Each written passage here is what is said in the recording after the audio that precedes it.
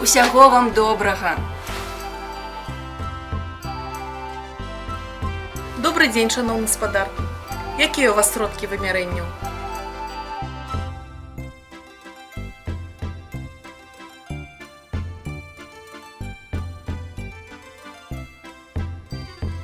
До побачення. Заўсёды вам рады. Добрый дзень, шаноўная спадарыня. Чым вам дапамагчы?